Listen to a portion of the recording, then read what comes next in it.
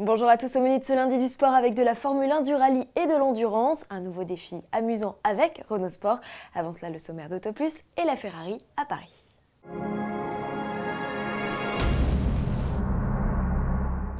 Bonnes affaires et palmarès des voitures les plus économes en carburant sont les vedettes du nouveau numéro d'Auto Plus en kiosque jusqu'au 21 avril. Retrouvez le classement des 18 modèles les plus sobres de la citadine au monospace testé par le labo Auto Plus. Et bien sûr, un guide pour acheter malin votre nouvelle voiture en profitant des promos et autres remises des constructeurs. Enfin, ne manquez pas notre dossier autour des Renault Captur et Citroën DSX, un numéro également à retrouver sur iPad.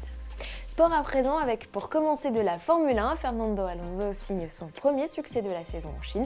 Le pilote espagnol s'impose devant Kimi Raikkonen. Lewis Hamilton, auteur de la pole, monte sur la 3e marche du podium. Malgré une 4e place, Sebastian Vettel conserve l'avantage au championnat du monde des pilotes devant Iceman. Retrouvez l'analyse complète du Grand Prix dans l'IMAG F1 réalisé par nos confrères de Sport Auto. Prochain rendez-vous avec la F1 à Bahreïn le 20 avril.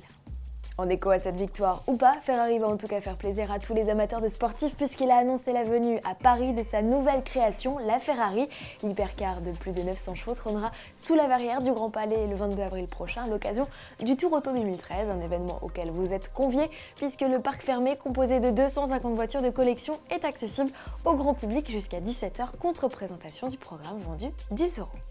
Retour au sport, puisqu'il y avait aussi du rallye ce week-end, le pilote français Sébastien Ogier remporte la manche portugaise. C'est son 3e succès consécutif au volant de sa Polo. Le pilote Citroën Mikko Hirvonen termine 2e devant le second pilote Volkswagen Jari-Matti Latvala. Prochaine étape pour le championnat du monde des rallyes, l'Argentine début mai. Enfin, terminons cette page sport avec de l'endurance. Les 6 heures de Silverstone ont vu le couronnement de l'Audi R18 e-tron, de Loïc Duval, Tom Christensen et Alan McNish devant l'Audi numéro 2 du trio Tréluyer, Lotterer, Fassler. La Toyota de Stéphane Sarrazin, Anthony Davidson et Sébastien Buemi termina un tour des leaders en 3e position. Week-end qui a également été marqué par l'entrée en piste au championnat d'Europe d'endurance de l'Alpine 1450, un baptême sous le déluge pour le proto piloté par le duo Pensiatici-Rag qui termine 4e de la manche. Terminons cette édition avec une vidéo totalement décalée de Renault Sport qui continue de réaliser des défis initiés par ses internautes.